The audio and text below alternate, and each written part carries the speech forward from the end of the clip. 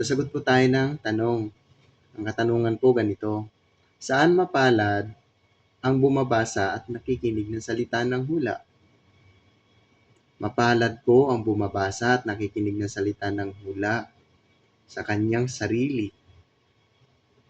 Dahil po ang panahon ay malapit na. Ganito po ang mababasa sa pahayag 1 verse 3. Sabi rito, mapalad ang bumabasa at ang nakikinig ng mga salita ng hula at tumutupad ng mga bagay na nasusulat doon sapagkat ang panahon malapit na. Kaya yung tanong po ninyo, saan mapalad ang bumabasa at nakinig ng salita ng hula? Mapalad po ang bumabasa at nakinig ng salita ng hula sa kanyang sarili dahil ang panahoy malapit na. Hanggang dito na lang po. Lagi kayong mag-iingat. Marami pong salamat sa nag-like at nag-share para maibahagi sa iba.